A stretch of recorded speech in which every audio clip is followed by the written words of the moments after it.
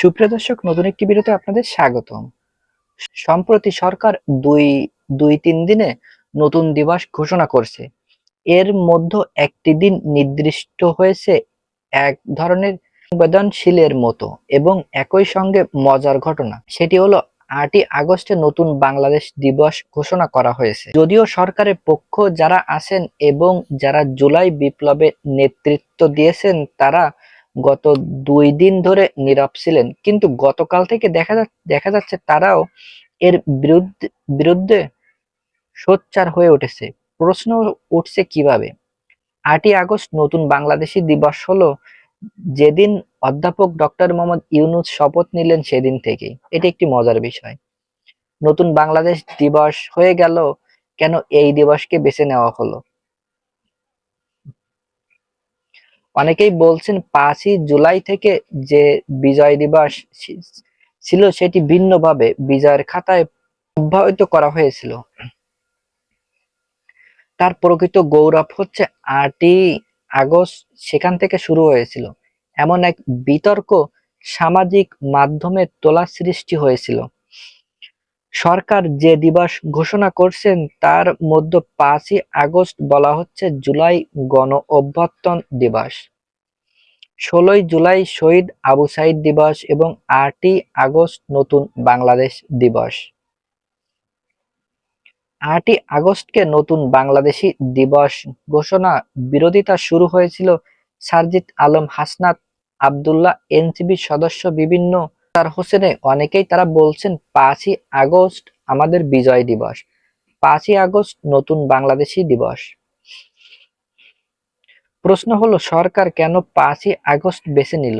অধ্যাপক ডক্টর মোহাম্মদ ইউনূস শপথ নিচ্ছেন সেই দিনটি ইতিহাসে স্থায়িত্ব করে রাখার উদ্দেশ্যে এটি করা হলো। নিজের ব্যক্তিগত অর্জন হিসেবে কি তিনি এই দিনটিকে ইতিহাসের রাখতে চান? নতুন একটি সরকার শপথ নিল, যদিও সেটি একটি অন্তর্বর্তী সরকার, কিন্তু একে নতুন করে বাংলাদেশে প্রতিষ্ঠিত দিবস হিসেবে ঘোষণা করার প্রকৃত উদ্দেশ্য কি?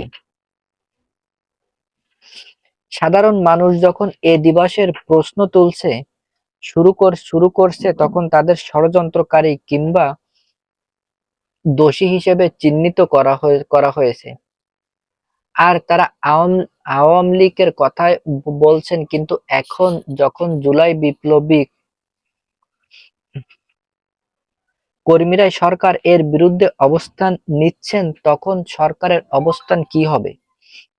জুলাই বিপ্লবী কর্মীরা বলছেন ৮ই আগস্ট থেকে তাদের গৌরব হবে, কারণ এক প্রকার মিশন শুরু হয়েছিল। গৌরবের প্রকৃত দিন থেকে দৃষ্টি সরিয়ে নেওয়া ভিন্ন কেন্দ্রীয় ইতিহাস লেখার চেষ্টা করছে। সারজিদ আলম, হাসনাত আব্দুল্লাহ, আক্তার হোসেন সামাজিক মাধ্যমে এই বিষয়ে কড়া মন্তব্য করছেন। এখন প্রশ্ন হলো সরকার কি করবে? তারা কি সিদ্ধান্ত পরিবর্তন করবে? যদি করে তাহলে এর পিছনের উদ্দেশ্য প্রকাশ পেয়ে যাবে, যদিও না করেন তাহলে এই বিতর্ক থেকে যাবে। এতদিন আমরা জানতাম আমাদের একটি বাংলাদেশ, যেটি আমরা ২৬শে ডিসেম্বর ১৯৭১ সালে মহান বিজয় দিবস পেয়েছি। স্বাধীনতা দিবসে ২৬শে মার্চ যা মহান মুক্তিযুদ্ধের মধ্যে অর্জিত হয়েছে। তাহলে এখন কেন একটি নতুন বাংলাদেশ ঘোষণা করা হচ্ছে, যেটি যেটি মুক্তিযুদ্ধের ইতিহাসের ২৬শে মার্চ এবং ১৬ই ডিসেম্বর শুরুতে গুরুত্বপূর্ণ করার একটি প্রচেষ্টা? সরকার কি এমন প্রবেশ করছে যা স্বাধীনতার চেতনাকে দুর্বল করতে চায়? এই প্রশ্ন যখন জনগণের মধ্যে উঠেছে, অনেকেই বলছেন অধ্যাপক ডক্টর মোহাম্মদ ইউনূস ৫ই আগস্ট দিনটি ইতিহাসের নিজেকে নেতৃত্বের সূচনায় দিন হিসেবে প্রতিষ্ঠিত করতে চায়। কিন্তু যারা মনে করছেন ৫ই আগস্ট প্রকৃত বিজয় দিবস, যখন শেখ হাসিনা সরকার পতন হয় এবং আওয়ামী লীগ কার্যকর্মী নেত্রীরা দেশ ত্যাগ করেন, তারা বলছেন প্রকৃত নতুন বাংলাদেশ শুরু হয়েছে ৫ই আগস্ট 5ই আগস্ট নয়। এখন প্রশ্ন হলো, সরকার কি এই সিদ্ধান্তে অটল থাকবে নাকি পিছু হটতে শুরু করবে?